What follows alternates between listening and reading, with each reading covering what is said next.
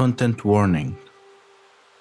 This episode features discussion of drugs and alcohol, as well as the tricky negotiations between duties and who gets their due rewards.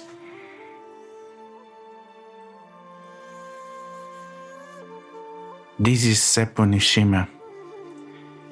It is with great pleasure that I celebrate the news about Lord Nagokita's demise. The Emerald Magistrate and his companions, they went beyond any expectations. And it saddens me that they did not get the welcome of heroes that they deserve. Things are complicated. Morale is pretty low as the famous Hill Festival is not happening this year. And there is some measure of unrest that, honestly, I cannot figure out what is causing it. There is also the murders. Hopefully, those that are above me are able to piece together how to solve the affairs of this town. And I hope that they can do with the guidance of those that help them on their way, especially Hoston Miller and Jason Smith. Wait, what is this? A letter? This is a confession? Yeah, I think Yuzume and Hajime are going to go get Peshai together, so I guess they would just be walking through town. Like, are there still angry peasants around? Yeah, the peasants are completely disheartened. Oh. So in that case, Yuzume is probably going to make sure that she's sticking fairly close. She doesn't really want to get caught up in anything. She is thoroughly tired. And yeah, as they're heading towards this place, she's looking ahead and just very quietly says, Asahina-san, I owe you an apology. He's not initially looking directly at her, and he says, for what, Yuzume-san? It was unkind of me to insinuate that the Academy had not properly prepared you for certain aspects of your job. I think that without you, Bayushi-sama may not have survived several of the encounters that we had over the last few days. And I am thankful that you were there to help him each time. There's definitely, you would have to know him well enough to know, but it's, he visibly sort of softens a little bit, and he says, Yuzume-san, may I be honest with you? Of course. It is entirely possible that there may be some element of truth in the criticism that you made. I was trained in a context wherein fighting was specific to a formalized environment. Though I am capable, well, let us say that true conflict is much messier than one realizes ahead of time. And that is something that I will have to adjust to, I suppose. But your words are very kind, as they often are towards me. I very much appreciate what you've said. I think he goes to bow, but doesn't really he, obviously he still wants to show the recognition for that, but doesn't really know if a bow is the appropriate sort of way to respond to that. So he kind of bows somewhat, but then just smiles and says, thank you, truly. You're welcome, Asahina-san, and don't be too concerned about being ready. I would rather you stay as you are than end up a little more jaded. Shall we fetch Peshai? His smile turns sour almost immediately and says, yes, of course, let us engage in something truly far more unpleasant than this interaction. And he turns and begins to walk towards the Miramoto Senai's house. Yuzume sort of laughs a little bit and follows to catch up and says, I won't let her hurt you, dear. He smiles and says, I would recommend not standing between Sanai and literally anyone. I am quite capable that she would go through you to get to me if necessary. We'll see. You enter the House of the Evergreens, and the place is quite empty. Does that strike us as unusual? Yes, because it has been the most popular inn. The innkeeper Baba notices you. Oh, Samurai-sama, did you forget anything from your room? Asahina bows to Baba. I think he's grown very fond of her and says, No, we are here to inquire after Miramoto Sanai-san. But before we do so, Baba, if I may, it seems quieter in here than usual. Is there something going on that we are not aware of? Guests have not been happy with the environment on the inn. May I inquire as to what elements of the environment they are displeased with? One of the guests from the Crab Clan, and she stares at you as if you should know what she's talking about. Hey Ludo, just based on me being me, should I know what we're talking about? I'm a bit... Yeah, Peshay. Oh no, this is so much worse. This is even worse than I thought it was going to be. Boy, howdy. Yep, I'm immediately just going, without hesitation, I think I pull out a koku and immediately hand it to her. A koku would be a bit over the top, yeah, as far as recompense. Is that the case? It's then that you've been renting a whole floor. Maybe not. Okay, because I'm going for again. I've grown very fond of Baba. She's she's taken not only pretty good care of us, but she also runs an inn that I enjoyed spending some time at. Yeah, I give her a koku pretty much without hesitation and say, I am truly sorry, Baba. We will be removing this guest and relocating him to our own residence for the foreseeable future, and you will not be seeing him back at your inn anytime soon. I am truly very sorry. He bows and says, It's not me that you have to apologize, young man. Hajime sets his face and he says, I have been steeling myself for exactly that instance. Baba, though we are now arranged in a more long-term residence, I hope to see you quite soon. And when I do so, I will be certain to bring some of my best-mannered friends with me, provided that after the end of this, I have any friends left. And he bows relatively deeply, just genuinely, truly apologetic, not a bridge I want to. And then he turns to Yuzume for just a moment, kind of nods at her, and then says, to the matter at hand, Baba, is Miramoto-sama in? We would like to retrieve our friend from the Crab Clan and thank her for her time. She's been waiting on her quarters ever since you arrived to town. Lovely. Would you mind letting her know that we have arrived so that we do not enter too quickly? I sent a servant ahead already. He smiles and he says, it is no wonder to me that you are so good at running an inn. Your ability to anticipate the needs of others is far beyond what can be expected of most. He says, Yuzume-san, shall we? Of course. Let's see how the young man is doing. As they start to walk towards Sanai's chambers, Hajime says, it sounds like he's doing better than he should be. And we walk to Sanai's room? I don't know what her situation is. Her residence on the other end of the garden. Yeah, we head that way. I don't know if we need to knock before entering or if there's a spot for that, but we head over to her residence. You can see Peshay waiting outside, dirty and full of scratches. And he's sitting quiet and looks at you. Hajime is like, oh, you are in big trouble. Hajime is absolutely staring daggers at him. Like, he likes Peshay, but hoo boy, he is 100% in big trouble. He is, and he, in sort of a tight voice, he says, we will talk soon. And he says, sit here, do not move. And then he moves a little bit closer to Peshay, just a bit, and he says, do not move at all. And then he walks past him towards Miramoto's chambers. Yuzume offers Peshai like a very small, polite smile and then follows. Peshai mouths something to you, Yuzume. He mouths, she knows. Ooh, what does she know?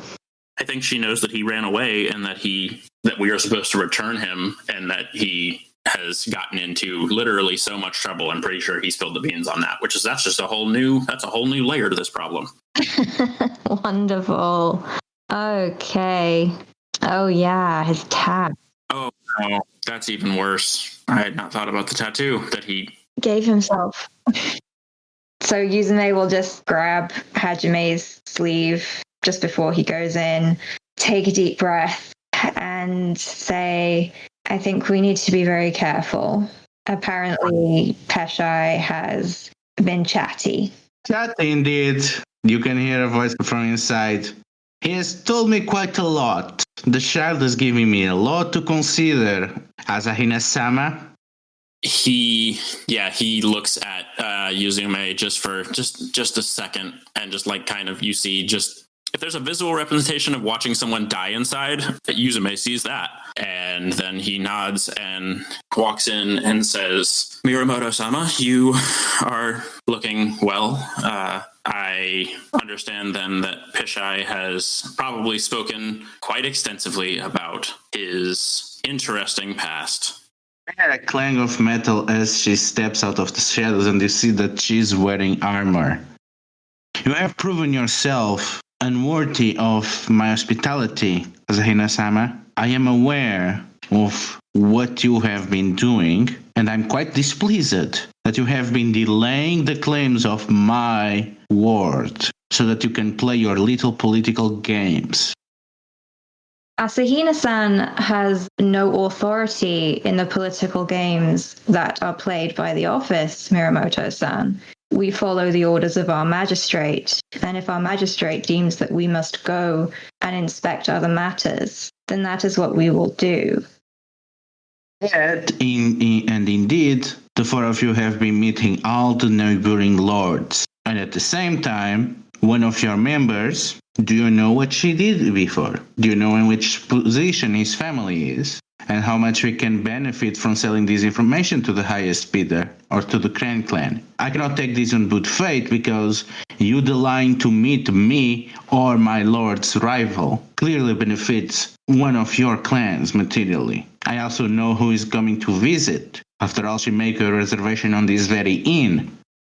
Miramoto-san, you're aware of the relationship that my clan has with Asahina-san's. Do you believe that myself or my magistrate would allow their clan to benefit? Well, they are benefiting. It seems pretty much it has been accepted that the Scorpion have sold out Hirosaka to the Crane for a bit relief so that they don't have their pressure when dealing with the Lion. It has been the talk of the town. Asahina steps forward and says, Miramoto-san, my office and I, but predominantly I have disrespected you in a number of ways. You are absolutely correct. My magistrate will be happy to meet with you at your earliest convenience, and we will address your concerns. I am sorry, truly, for everything that has transpired in relation to this matter, not just with our disrespect, be it intentional or no, to the dragon, but my personal disrespect of your time and resources by asking you to help us with our concerns with young Peshai. Did you sought to get us involved, breeding conflict between the crab and crane too, so that the dragon will be forced to take a side? If I speak honestly, the political complexities between the crab and crane clans and the machinations thereof are something that I am not well versed in. I consider myself to be talented at a short list of things, and therefore I typically cannot speak on those matters with any level of confidence or authority. But I seek to do right by you and yours so that we can settle this matter in a way that you find satisfactory. With much confidence, because every second word out of your mouth is how you are not able to act and that is why you are innocent. And then you say that I should trust on you, which by your own admission are not prepared to handle these political circumstances to handle it. I will not dispute what you've said, but what I can speak to my capability of in spades is dedication and a desire to maintain balance and to some degree, or to the degree at which I am capable, do what is right for both you and for your family and your clan. You will have my assistance in appealing to my magistrate for whatever you need, and I will dedicate myself to not allowing such disrespect to come to you again, be it by myself or by the office that I serve. What are you doing? I think honestly just standing very rigidly and unhappily. So yeah, Yuzume is just honestly seething. She really does not like any of what Sanai is saying, like the insinuations that she's sort of going so hard on Hajime, like especially when he has been so apologetic and he's made it clear that this is because he didn't think things through. So she's just going to look at them and look at Sanai and say, and now that you have said your piece, what is it that you want from us, Miramoto-san? This surely wasn't the build-up to nothing. Miramoto looks to both of you. My family has tended to this inn and to these lands for a while. We know what has been done to these lands. The same people that you now pander to. They have been the people that have been these lives for decades. And the people of Hirosaka have accepted as a fact that all these repairs, all these improvements are just gift wrapping, and that this land is going to be surrendered to the people that have tormented them so much. They believe that you are not on their side. They believe that you are putting a tombstone over the Moth clan, and they are gone, and that this is just their wake. So what I'm going to need is that the Emerald Office does their job and makes an obvious, formal, and unambiguous commitment to restoring the Moth clan. That is what the people need to hear. That is what the people need to believe, even if that is not going to be what happens. So she wants something to be done that shows your commitment to that, either to meeting her ward, to meeting the Shiba and the Izawa, or to be looking for someone else that might be filling that role. Instead of, meeting with the leaders of great clans and the local neighboring daimyos, and yet you rebuff them or make no other attempt to look into who might be a surviving member of the Moth. She came to believe that you basically have put this as a case closed. And she is asking for a sure that no, we are doing this. We are committed to doing this. So we've had to meet with them for about 3 or 4 weeks now. That goes without saying. We have to meet with them. Number one, I was under the impression we were dissolving the Moth because they are dead, and it is easier to dissolve the Moth and move them into something else. Number two, if we say publicly that we are committed to reestablishing the Moth clan or whatever, something about reestablishing or continuing them, that gives this Agasha and whatever the Asao are up to a lot more political clout and claim to their actions here in Hirosaka, which we should consider before making any promises. I think we should promise to investigate, definitely, because technically we've already started doing that. I mean, you found the amulet, we did the ritual with it. So we've got some leads, even if we don't talk about that specifically. Yeah, we can absolutely do an investigation into it. Miramoto-sama, you make an excellent point. The reconstruction of Hirosaka has been a duty that has come in many forms, and we have found ourselves to be engaged in many different aspects of that without concerning ourselves with the matter at hand. And what you say is an excellent point, and in many ways a waypoint by which we should begin guiding ourselves. I will speak with my magistrate this evening and impress upon him the importance of pursuing our original aim and figuring out what befell the Moth clan and how we can ensure that such a blatant vacuum of power and structure in this city is beginning to negatively affect its people. We will not let this continue for any longer. I assure you, I will make it my top priority to encourage my magistrate to direct our efforts towards this. I am truly sorry, and I thank you for being upfront and forward about this matter. This is of great importance, and we should be treating it as such. She nods at this. Take your kids. We'll see how the next time we meet again will go. Of course. Thank you for the assistance that we had no right to ask you to give. And again, my deepest apologies for making your life all the more difficult than it was. And he bows very deeply towards her. I mean, like, the contrition is very genuine here. Very deep bow after my apologies and say, we will avail you of our company, and I would like to make a separate promise that as much as it is within my capabilities, Hiruma Pishai will never darken your door again. And then he turns, without waiting for much reply, unless she's going to actively stop him, he turns to Yuzume and he says, Soshi-san, let us return to our office and speak to Minoru. Of course, Asahina-san. Thank you again for your time and for seeing us, Miramoto-san. And we leave. And so we go back to the other two as they go to the barracks, correct? That is correct. Go inside and you see one of the sergeants, heavily scarred, disfigured even man of the Yoshi, and he bows to you. Itsuki-sama will be soon. Bayushi-sama, there is a man in the complex. He says he will be, he says he's on his way soon, but he will like to talk with you about what happened on Porisuku. All right. That sounds fine. I'll get Kitsuki-sama then.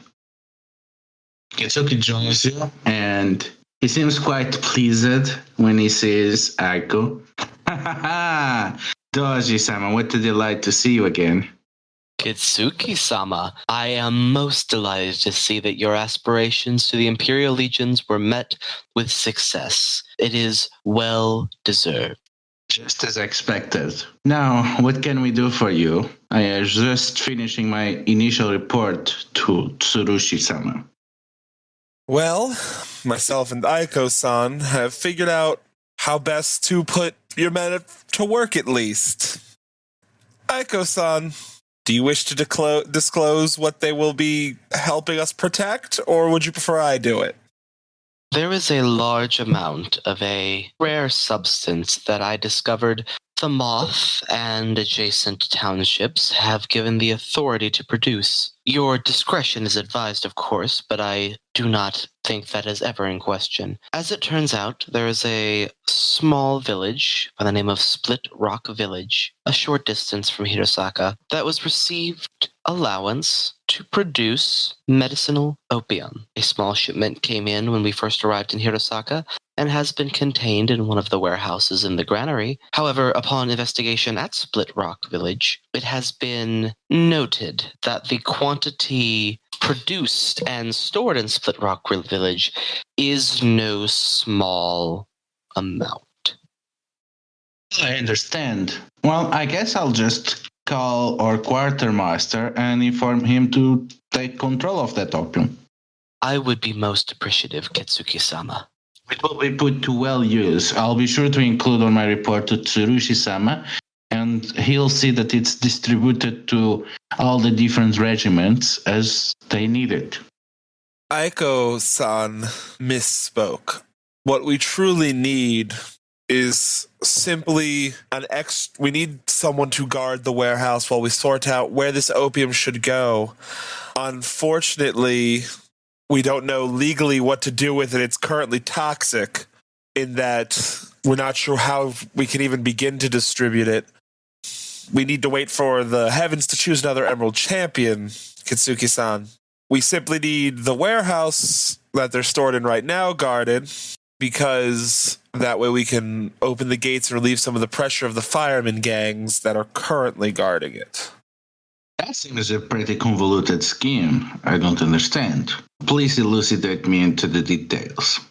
The issue lies with the fact that the Moth were provided a license to produce opium for medicinal use. In case you have not noticed, the Moth do not exist anymore outside of small claims or individuals attempting to establish their connection to the previously established Moth clan. Currently, under Minoru's jurisdiction, we are not able to move forward with any uses of the opium, as it is still within the legal domain of the Moth. That's been your decision. Kitsuki-sama, I believe you know how my decisions are usually made. Oh, yes, I'm sure your decision will be one way. Unfortunately, to my surprise, you were not the one that has been tasked to make them. Minoru-san, is that what you decided? That the Moth are gone? I have not decided anything on the Moth, which is why we must store it until such a time as we understand if the Moth are in hiding, if the Moth are extinct. Until such a time as the winds have blown to reveal it one way or the other, we can't really do anything with the opium besides protect it and store it. It's a golden weight around our necks. Everyone wants it, but it is our burden. A less convoluted issue, however, would be the fact that we only have a small regiment of Seppun Guard available here under the jurisdiction of the local magistrate, Seppun Ishima. If your men would be able to patrol the gates, potentially opening the rest of the entrances and exits to the town, I believe Hajime-san had suggested an idea for establishing the paperwork necessary for residence in Hirosaka. The lifeblood in and out of the town could be protected and opened. We would be most grateful, and this would provide your men with routine, secure spots to position themselves during their duties. 1 minute, Doji-san. You are talking about something that is the responsibility of the local governor and the local magistrate. They have no authority over us. Now, there's a very important matter here, which is the distribution and storage of opium. So, from my understanding, we are to store this on the behalf of the Moth clan, correct? Correct.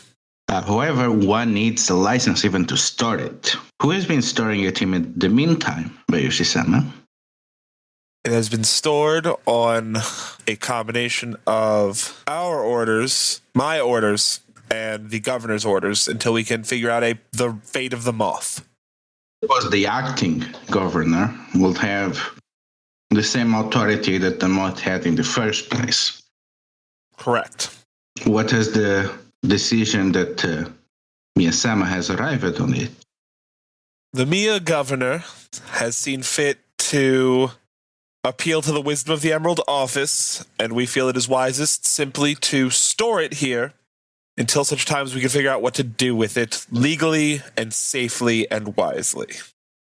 That makes perfect sense. Well, we are at your command, and it follows doing our responsibility. We are bound to do our duty and to make sure that nobody takes this shipment. We will be guarding this opium. If you can guard the opium for me, well, for the city, I should say, I am immensely grateful, Kitsuki-san. I will inform Ishima she can have her guards reopen the gates, and we will try to figure out a more permanent solution as soon as possible. Sama, if I may inquire, why have you not burned the opium? Kitsuki-san, because as easy as it would be to burn it, we all know that A, legally it's the Moths, and B, it would seem like dumping out a canteen of water in the desert. We know that there's going to be trouble with opium production due to the hail, and to sin twice like that, to destroy a painkiller that doesn't belong to us, but also destroy some of the only painkiller that may be around in the Empire in the years to come, seems foolish. Yes, I can see the logic between that sense of justice. However, we have only arrived here a few days ago, and you have such pressing duties without someone else where to get hands on that opium. Do you think that the benefits that these will provide to the Empire as a whole and the custody of the Moth clan is the just way and is worth the risks that you have taken so far? And you know this, both of you. You know that also has got going on his obsession with the philosophical discussion of what is the nature of justice. And he is basically trying to get down to the philosophy of justice that has led to you making this decision. And this can go for a while if you let him go. Aiko will laugh over the memory and say, of course, the philosophies of justice have always been an entertaining topic to discuss at night over a cup of tea, and I have missed those discussions. Well, do you want to keep the opium on where it's stored now, or do you plan to move it elsewhere? I have created the designs for the reconstruction of the Riverside district. They have yet to be implemented, but if the proper resources and craftsmen can be secured, the work should be done within a fortnight. I have specialized warehouses there, as I have not yet come to a conclusion as to what the proper use of the Moth's previous license is, and it would be best to store the opium in a secure place away from the rest of the goods. Itsuki laughs. Doji-sama, you have 1,000 men at your disposal. Give us the plans and give us the resources and we'll build the river ports. Kitsuki-sama, I knew there was something I was missing going about my duties. It was your laugh. Will that be okay with you, Bayushi-sama? And you know that he's kind of sidelining you. Kitsuki-sama, I believe we all learned a very important lesson from Shogo-sama. And that is to use the tools at hand wisely, but if the tools are willing to use themselves, let them. Aiko-san is gifted when it comes to community organization and economics. I will defer to his wisdom on this, as I hope he defers to his wisdom in the matter of chasing down a criminal or a sword fight. Bayushi-sama is quite taken with the recent assignment. He should be praised. I believe, have you heard, Kitsuki-sama, that Minoru-san here hunted down and executed the former Lord Nagokita all by himself? That is quite the feat. I know it will surprise you both to come from me, but I must be humble here. Every battle is a little bit of luck, and in this case, I was exceptionally lucky against the danger that was Nagokita. Nagokita's over a decade of luck, and all he needed was to be unlucky one day. I'm glad it was to you. Well, Kitsuki-sama, we must catch up. We'll play a game of Go. But we have some other very pressing matters to attend to. Shall we, Aiko-san? Of course. Kitsuki-sama, as always, it has been a delight to be in your presence. I would like to have a word with you before you go, Doji-sama, about the details about the work on the river port. Of course. If it is specific details you would like, would you allow me a moment to fetch the plans from the magistrate's office, or send a runner to pick them up? Send a runner. Let's move this conversation to a side room, please. As you wish. Minoru-san, do make sure the rest of the Ariki know that I will catch up with you when I can. Of course, Aiko-san. I will more than happily let the rest of my Ariki know that you will catch up as soon as you're done, and Minoru will walk away. So, Minoru, are you going back to wait for the others somewhere else, meeting that guy about the horse? Oh, I'll meet that guy about the horse. I suppose I should do that. Okay, so let's meet that guy about the horse. So you follow the lead, and you see a man waiting at the entrance under the watchful gaze of the guards. And he seems to be wearing rough, worn clothes and seems to be reading some books as he waits. And he has a rugged look, but still keeps an attractive beard and hair, and has a kind of serene strength and demeanor to him. He stands and bows as you approach and introduces himself. My name is Hunage, Bayushi-san. You don't remember me for sure, but we fought each other on the passes between the lion and the scorpion. Unagi-san, as you know as well as I do, the fighting there was very thick. I'm sure we did. I may remember you better if we were both in armor charging at each other, but I'm glad to see you here under friendlier circumstances. I was fortunate enough not to have to face you personally, but you had the privilege of mowing down a few of the peasant fighters that I trained myself. Ah. Well, what brings you to me now, Nagi-san?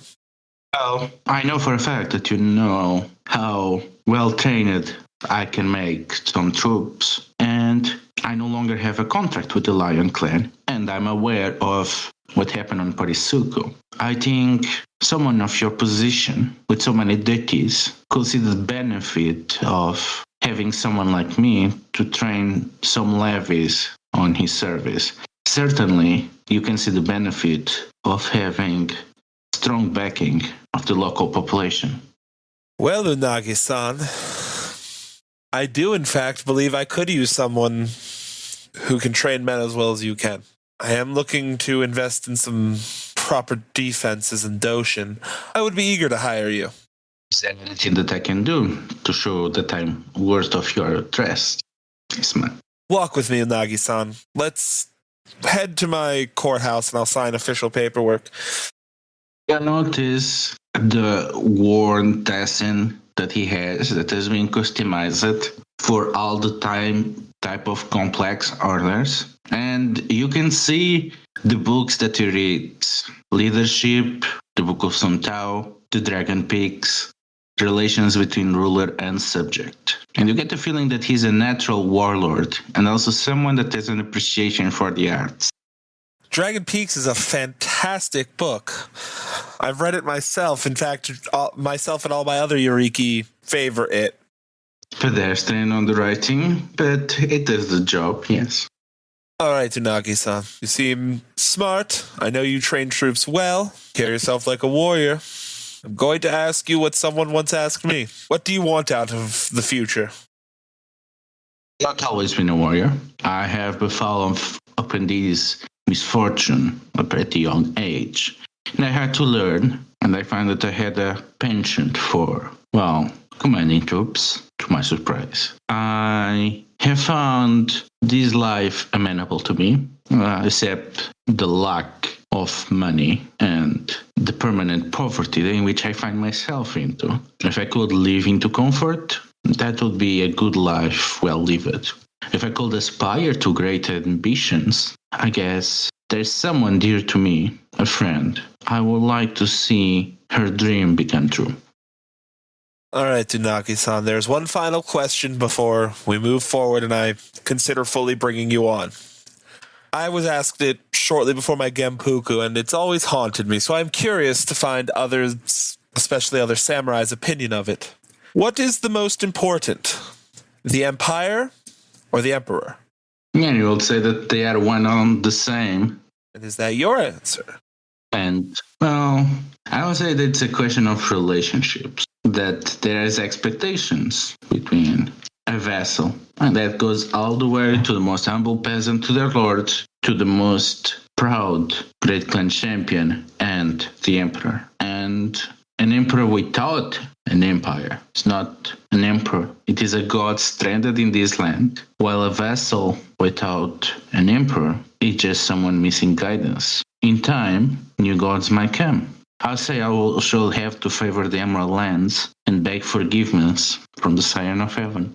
Unagi-san, I will gladly hire you. Happy to be of your service. So let's go inside. So, Alonso takes you to a small room that is still being set up with a bunch of plans. And as he signals for you to see it, Taiko, don't bother about the plans. The moment you get the material, we're gonna stop guarding the warehouses and we're gonna dedicate ourselves fully to that. Don't worry about that. I want to talk about Minoru with you. Of course, Kitsuki-sama. I am always interested to hear your unique perspective on matters. Well, that is the question that I have to ask you. Why Minoru? I was surprised, and I'm pretty sure all the others were surprised when they heard. Who recommended Minoru to the position? It is a sentiment that I share myself. I am not familiar with the communications that resulted in his promotion, but this is the place we have found ourselves, and I have done what I can to ensure he maintains. You were on Kyudamiya. You were close to the highest of the empire, and all of you were heroes of Hirosaka. Your word and advice in particular will be highly regarded. Was it you that recommended Minoru for the position? Before Kitsushogo-sama passed, I did everything in my power to ensure that he saw me as an acceptable replacement, worthy of standing where he once stood. When he perished in the fire and did not return, I wrote of the accomplishments of each of the fellow Yuriki, of their virtues, as was expected, but I did no more. So I have to assume that was something that Doji Satsuma decided. I do not know the proper order of Satsume-sama's death and the promotion to Minoru's current title. We received the news of both around the same time, and you know how word travels throughout the empire. I had to say, I would expect anyone else to become the next Emerald Magistrate to replace Kitsushogo. I will never expect someone to actually be assigned to Hirosaka, but if someone was assigned, again, I will not expect to be him. Minoru holds many virtues and is not unfit for the position. I worry that his training and mindset that he has been taught will lead him to unorthodox solutions as a magistrate.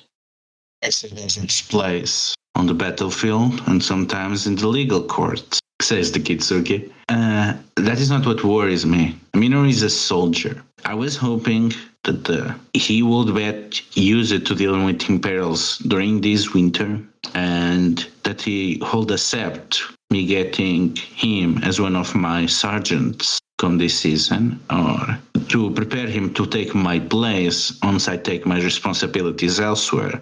Again, he's a soldier. He's a great soldier, as the Nagokita thing proves. He gets results. He gets things done. He's trained to do that. He's better than most samurai in the empire at that. What I'm not sure is if he can handle this particular job.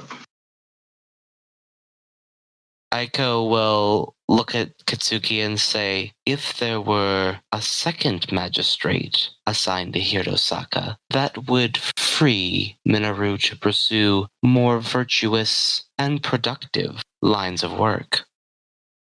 As Emerald Magistrate, with Doji Satsuma dead, that's unlikely to happen.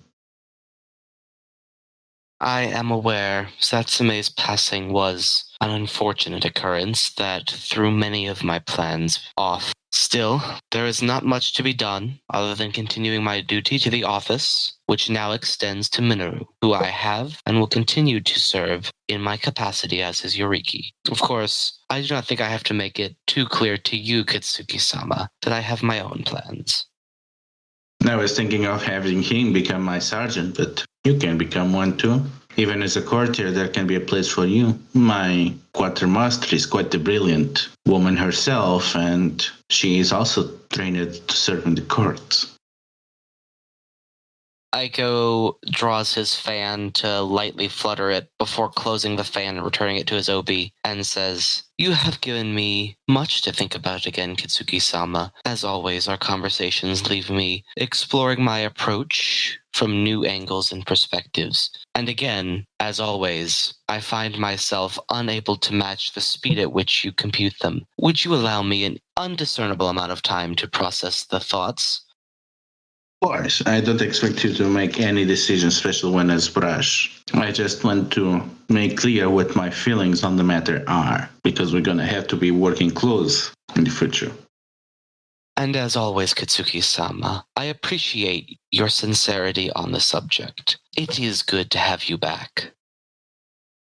It's nice to have my last position here to be a peaceful one, just rebuilding something. I can see why Kitsu Shogo liked these kind of jobs. He always did have an eye for the jobs that seemed a little off the standard path. But while Hirosaka has been, I will not say messy, while Hirosaka has been captivated in a state of rebuilding, I am constantly finding myself with new ways to test my mental prowess. I love a good puzzle. You know, there is a craftsman's shop in the commoner's quarters that designs the most delightful little ornaments. I believe they are used for home decorations.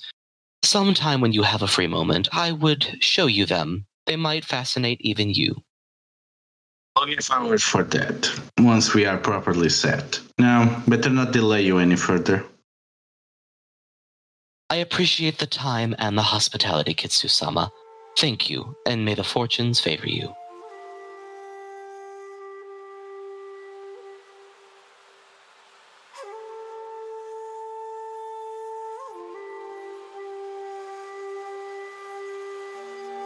The Emerald Lands, their wonders and horrors were played by Ludo. They can be found at Delethiel on Twitter and Itch.io, as well as at Heroes of the Republic. Bayushi Minoru was played by Brad. He can be found on Discord at BZAJ1648 and at Twitter at BZAJDABarbarian. Sakai-no-Doji Eiko was played by Evan. He can be found on Facebook as Evan Strite, Discord as PushyMushy1871, and on fellow L5R Actual Play, Secondhand Strife. Soshi Yuzume was played by Charlie. She can be found on Discord as Risalian and on Twitter at BowserJ, where you can find links to her L5R blog. Asahina Hajime was played by Sam. He can be found on Discord and Reddit as Live From My Basement and on Instagram at SJSidlarchek. This is a Courtgames podcast. You can find out more about them at CourtGamesPod on Twitter or at their site, CourtGamesPod.com. Legend of the Five Rings is the intellectual property of Fantasy Flight Games.